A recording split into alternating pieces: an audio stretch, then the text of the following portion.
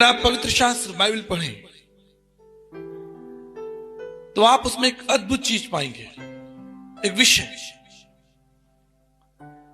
परमेश्वर जिससे मनुष्य को बनाया है, उसने न केवल हमें बनाया है, लेकिन वो हमारी चिंता करने वाला परमेश्वर है। वो हमें बनाकर भूल नहीं गया, लेकिन वचन कहता है कि हमें स्मरण रखने वाला परमेश्वर है, याद रखने वाला परमेश्वर है। और इसलिए आज जब मैं इस स्थान पर खड़ा हूं, ये मेरा आनंद है, मेरा अधिकार है कि मैं आपको उस परमेश्वर की विश्वास योग्यता के विषय में बताऊं। ये एक ऐसा विषय है जो पवित्र शास्त्र बाइबल में बड़े विस्तार से मिलता है कि परमेश्वर ने मनुष्य को क्यों बनाया और वो परमेश्वर कौन है और वो परमेश्वर हमसे क्या चाहता है। जिस पुस्तक को आपने अपने हाथों में पकड़ा है, ये कोई साधारण पुस्तक नहीं है। ये परमेश्वर का हृदय है जो आपके हाथों में है। ये परमेश्वर का मन है जो आपके हाथों में है। और इसलिए यिर्मयाह की पुस्तक उसका 29 अध्याय 11 पद में लिखा है कि मेरे पास, मैं वो परमेश्वर हूं जिसने तुम्हें बनाया है। मैं वो परमेश्वर हूं जो तुम्हारी चिंता करता हूं। मैं वो परमेश्वर हूं जिसके पास तुम्हारे लिए एक उपाय है, एक समाधान है। जिसने बुलाया है वो विश्वास योग्य है। हम परमेश्वर की विश्वास योग्यता पर मनन करेंगे। अगर आप सबोपदेश की पुस्तक पढ़ें तो आप जानेंगे कि मनुष्य का कर्तव्य यह है कि वो परमेश्वर की आज्ञाओं पर चले। हम परमेश्वर की आज्ञाओं पर चले और परमेश्वर की आज्ञा यह है कि हम उसे ढूंढें, हम उसे पाएं।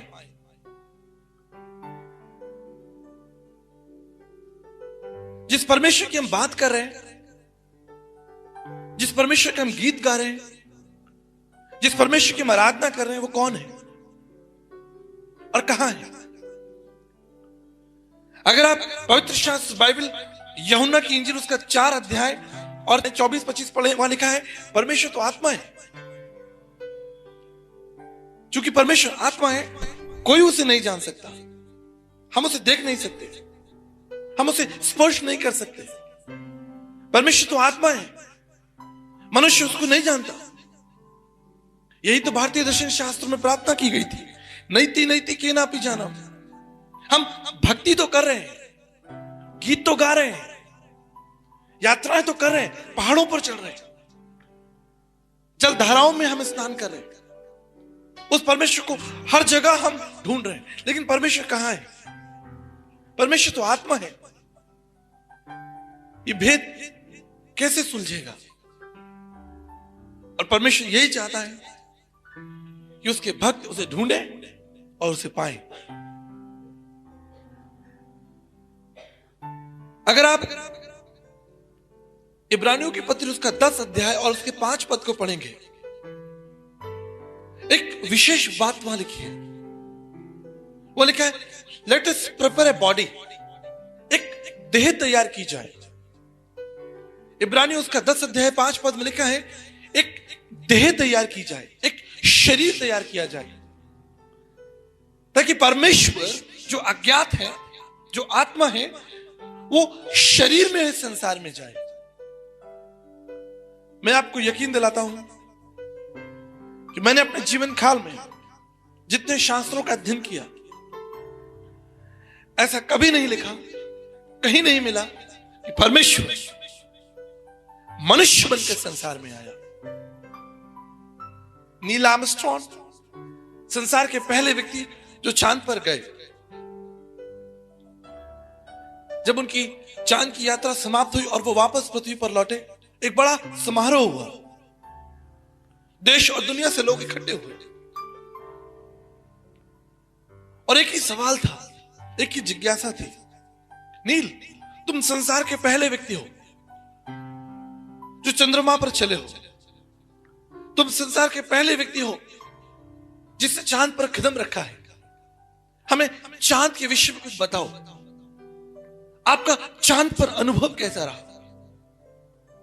चारों ओर से सवाल ही सवाल थे। लोग जानना चाहते थे चांद के विषय में।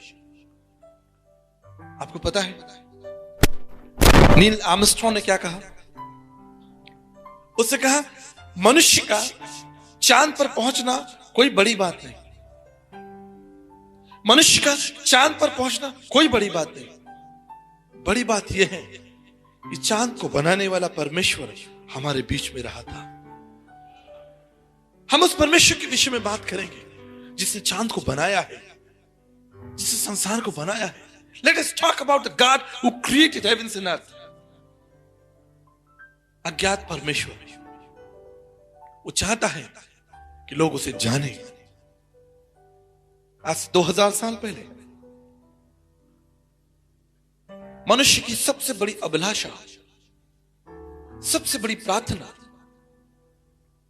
परमेश्वर कौन है, वो कहाँ रहता है, हम उसे कैसे जानेंगे, इन सब अभिलाषाओं का परमेश्वर ने उत्तर दिया। परमेश्वर मनुष्य बना और हमारे बीच में रहा। यही तो अद्भुत है। एक बार एक छोटी बच्ची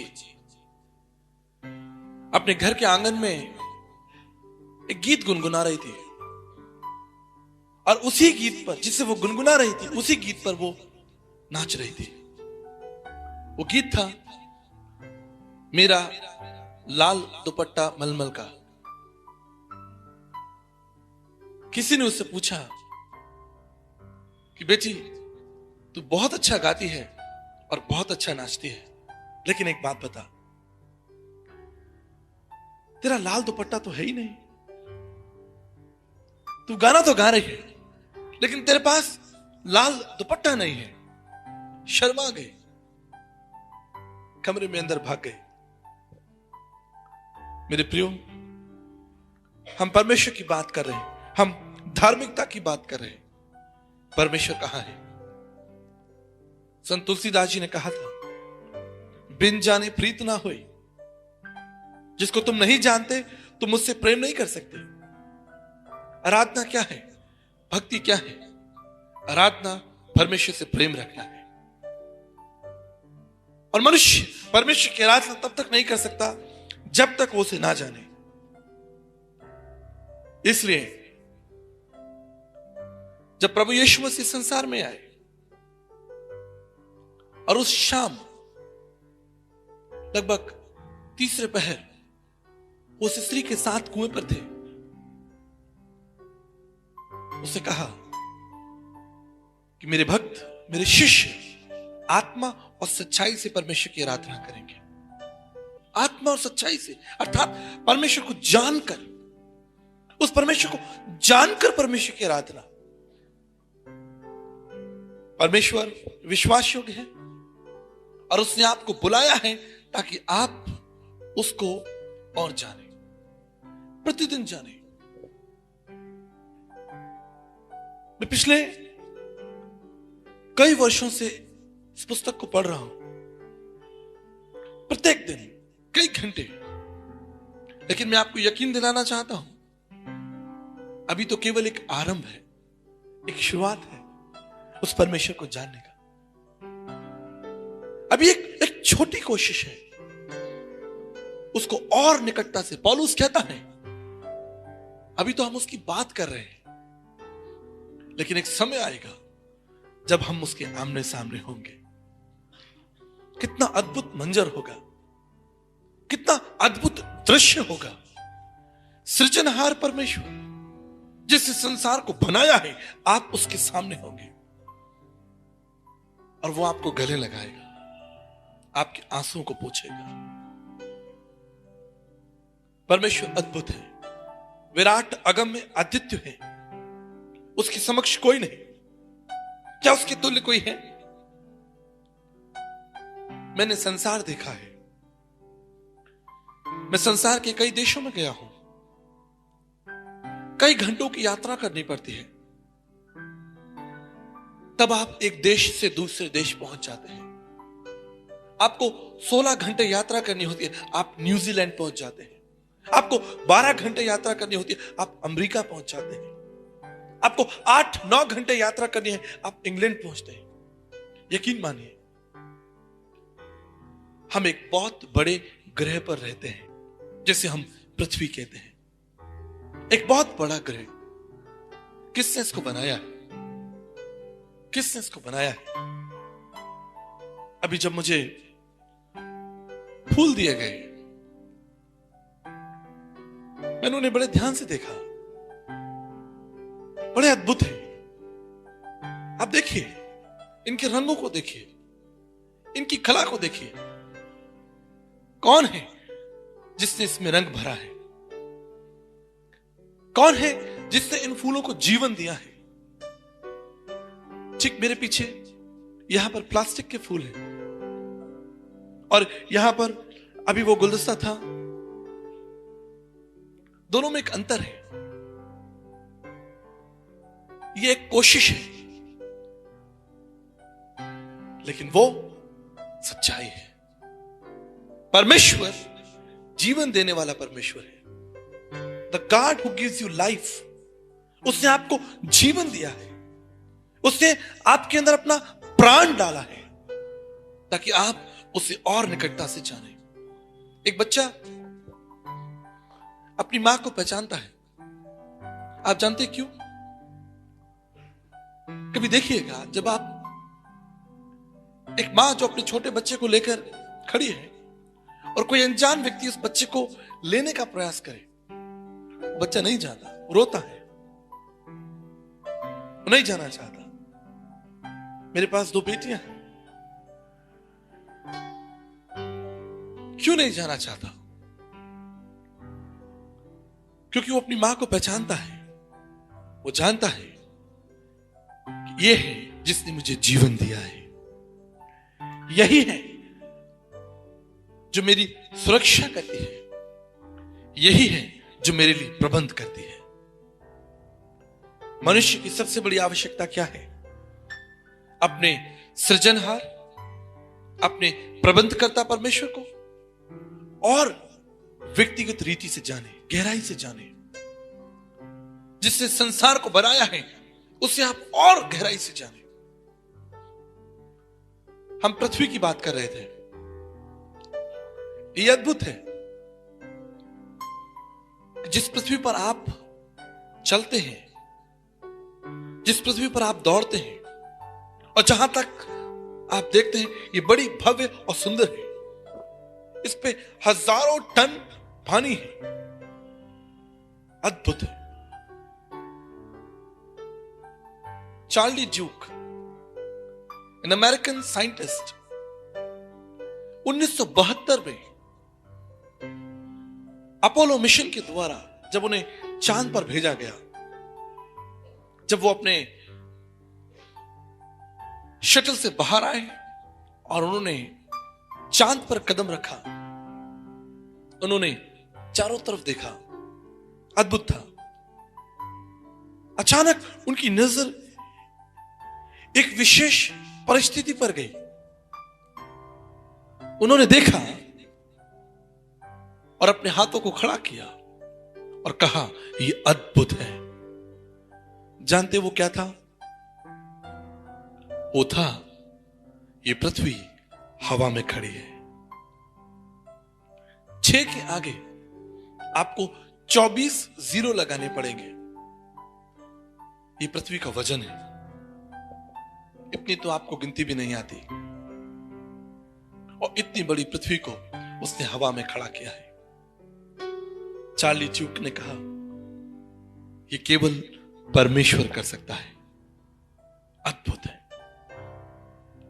सोचिए, विचार कीजिए, कल्पना कीजिए, वो परमेश्वर कितना अद्भुत होगा, कितना महान होगा। और वचन में लिखा है, वो परमेश्वर जिसने संसार को बनाया है, वो हमारे बीच में 33.5 साल तक रहा। God became man and dwelt among us. हमारे बीच में रहा, हमने उसकी महिमा को देखा। मैं कल्पना करता हूं कि अगर परमेश्वर मनुष्य नहीं बनता तो आज भी एक रहस्य होता कि परमेश्वर कौन है। अगर परमेश्वर अपने आप को शून्य नहीं करता, इस संसार में नहीं आता, तो आज भी हम अंधकार में घूमते, हमें नहीं मालूम होता कि परमेश्वर कौन है। लेकिन हम परमेश्वर का धन्यवाद करते हैं। वचन में लिखा है वो हमारे बीच में रहा, हमारे बीच में रहा। उसने हमारे आंसू को पोंछा, उसने कोड़ियों को छुआ। यह आसान नहीं है।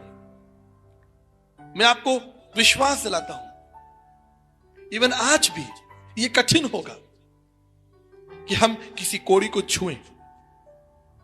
कोड़ एक भयानक रोग है, एक भयानक रोग है। लेकिन वचन कहता है उस परमेश्वर ने उस कोड़ी को छुआ।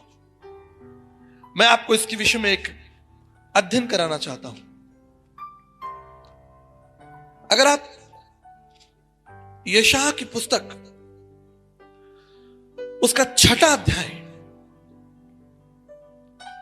और उसके पहले पद से लेकर और 5वें पद तक पढ़ेंगे, आपको यहां पर कुछ अद्भुत मिलेगा। बाइबल कहती है कि यशायाह नबी ने एक स्वप्न देखा, एक दर्शन देखा। वो दर्शन क्या था? उसने देखा कि परमेश्वर अपने सिंहासन पर विराजमान है और हजारों स्वर्गदूत परमेश्वर को दंडवत कर रहे हैं। लेकिन अगर आप ध्यान से पढ़ें, वहां पर लिखा है साराप स्वर्गदूत। साराप स्वर्गदूत ये वो स्वर्गदूत हैं जिनको 6 पंख मिले हैं, जिनके पास 6 पंख हैं और 2 पंखों से उन्होंने अपनी आंखों को ढक लिया है और 2 पंखों से उन्होंने अपने पैरों को ढक लिया है और 2 पंखों से वो हवा में उड़ते और कहते हैं पवित्र पवित्र पवित्र परमेश्वर, सेनाओं का यहोवा पवित्र परमेश्वर। इतना पवित्र परमेश्वर कि जिसके सामने स्वर्गदूत भी अपनी आंखों को बंद कर लेते हैं, परमेश्वर को देख नहीं सकते। तेजों में परमेश्वर, अगम में आग के समान। जब हमारे शहर में 45 डिग्री टेम्परेचर हो जाता है, हम सब परेशान हो जाते हैं, बहुत गर्मी है। और अगर 50 हो जाए तो प्राण निकलने लगते हैं। अगर आप सूर्य की बात करें, if you talk about sun, सूर्य के अंदर का तापमान है 50,000 डिग्री सेंटीग्रेड, 50,000। यह आपकी कल्पना से भी बढ़कर है, कोई वहां नहीं जा सकता। और बाइबल कहती है परमेश्वर ने उस सूर्य को बनाया है। आप कल्पना कीजिए, कल्पना कीजिए, सोचिए कि वो परमेश्वर कितना तेजों में होगा, कितना विराट होगा, कितना पवित्र होगा कि जिसकी उपस्थिति में स्वर्गदूत नहीं खड़े हो सकते। वचन कहता है कि जब मूसा परमेश्वर से मिलने के लिए पर्वत पर आया, परमेश्वर ने कहा मूसा वहीं रुक जा, वहीं रुक जा, क्योंकि अगर मूसा परमेश्वर के पास आता तो निश्चित वो जलकर मर जाता। इतना तेजों में परमेश्वर। बाइबल कहती है जब सुलेमान ने मंदिर बनाया, उससे परमेश्वर से प्रार्थना की कि प्रभु हमने आपके लिए मंदिर बनाया, आप इस भवन को ग्रहण कीजिए। परमेश्वर की उपस्थिति उस भवन में हुई, लेकिन जानते क्या हुआ? वहां इतना प्रकाश हो गया, इतना तेज हो गया कि याजक उस मंदिर से भाग गए। वो परमेश्वर की उपस्थिति में खड़े नहीं हो सके। इतना पवित्र तेजों में परमेश्वर, एक आग से बढ़कर। यशायाह कहता है कि मेरा प्राण उसकी उपस्थिति में निकला जा रहा है, मैं मर रहा हूं, मैं यहां खड़ा नहीं हो सकता। तभी एक स्वर्गदूत झट करके वेदी पर से एक अंगारा उठा लाया और उसने यशायाह के होठों पर लगाया और कहा, अब तू पवित्र है। मेरे प्रियो, यशायाह, मूसा, सुलेमान, जिनसे परमेश्वर बातें करता था, वो परमेश्वर की उपस्थिति में खड़े नहीं हो सके। विचार कीजिए कितना पवित्र परमेश्वर होगा। वो परमेश्वर 33.5 साल तक इस पाप, अंधकार और झूठ से भरी हुई दुनिया में हमारे बीच में रहा। कितना कठिन था। नवजोत सिंह सिद्धू एक बार मदर टेरेसा से मिलने के लिए उनके आश्रम में गए और जब मदर टेरेसा के उस आश्रम में पहुंचे, वहां बड़ी तेज बदबू आ रही थी और उनके लिए वहां खड़ा होना मुश्किल था। उन्होंने अपने इंटरव्यू में कहा कि मैंने अपना रुमाल निकालकर अपनी नाक बंद कर ली, लेकिन फिर भी वो बदबू इतनी भयानक थी कि मुझे कई बार वॉमिट हो गए। लेकिन मुझे मदर टेरेसा से मिलना था। मैंने उनका इंतजार किया। वो आई। मदर टेरेसा मेरे सामने थी। मैं उनसे बातें करना चाहता था, लेकिन वो बदबू मेरे प्राण निकाल रही थी। मैंने पूछा, इतनी बदबू क्यों है? लोगों ने कहा, सर, ये कुष्ठ रोगियों का आश्रम है। ये पूरा आश्रम कुष्ठ रोगियों से भरा है। लोग मर रहे हैं, सड़ रहे हैं, उनकी यहां सेवा होती है। मेरे प्रियो, उसके लिए वहां पर खड़ा होना कितना मुश्किल था। कल्पना कीजिए कि वो पवित्र परमेश्वर जो अगम्य अद्वितीय है, जिसके समान कोई नहीं है, वो हमारे बीच में कैसे रहा होगा। कैसे रहा होगा। कितना कठिन होगा उसके लिए इस झूठ से, अंधकार और पाप से भरी हुई दुनिया में रहना। लेकिन वो हमारे बीच में रहा ताकि वो हमें जीवन दे सके, हमें जीवन दे सके। जब यीशु मसीह संसार में आया, उसने एक बात कही। यूहन्ना की पत्री उसके 10 अध्याय 10 पद में उसने कहा, मैं तुम्हें जीवन देने आया हूं। मैं इतनी दूर से, उस स्वर्ग से, मैं तुम्हें जीवन देने के लिए आया हूं। प्रिय दर्शकों, हम अपना सत्संग समाप्त नहीं करना चाहते। आपको बिना ये अवसर दिए यीशु मसीह को अपने जीवन और अपने परिवार का उद्धारकर्ता प्रभु जाने, मेरे साथ इस छोटी सी प्रार्थना को दोहराएं।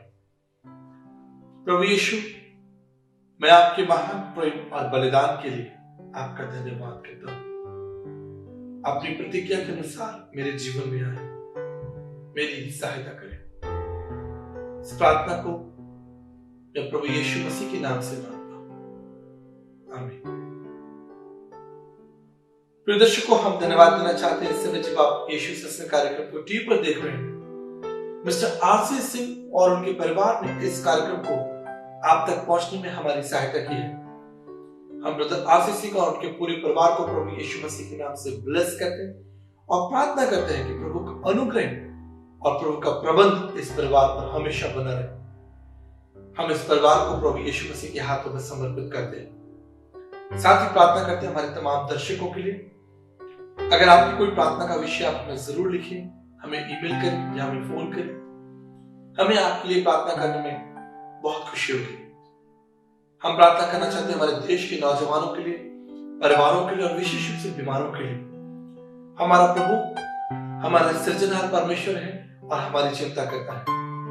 आइए हम अपने सृजनहार परमेश्वर से प्रार्थना करें और सहायता मांगे। पिता परमेश्वर, मैं आपका धन्यवाद करता हूं इस समय विशेष रूप से मिस्टर आरसी सिंह और उनके पूरे परिवार के लिए पिता, कि आपने उन्हें वो आशीष दी कि उन्होंने अपना हाथ बढ़ाया और इस कार्यक्रम को पूरे देश में ब्रॉडकास्ट करने के लिए उन्होंने हमारी मदद की। हम प्रभु यीशु मसीह के नाम से उन्हें और उनके पूरे परिवार को आशीष देते हैं पिता। और हम प्रार्थना करते हैं कि प्रभु आपके अनुग्रह और आपके प्रबंध का हाथ हमेशा इस परिवार पर बना रहे और ये परिवार हमेशा आपके पीछे चले और आपको अपना प्रभु माने। हम प्रार्थना करना चाहते हैं हमारे तमाम दर्शकों के लिए पिता, विशेष रूप से परिवारों के लिए पिता। अगर परिवारों में कोई लड़ाई झगड़ा मनमुटाव पति पत्नी के बीच में कोई ऐसी बात पिता, हम प्रार्थना करते हैं आपके अनुग्रह के सिंहासन के निकट लेकर आते हैं। जवानों को विशेष रूप से पिता एक लंबा भविष्य उनके सामने है।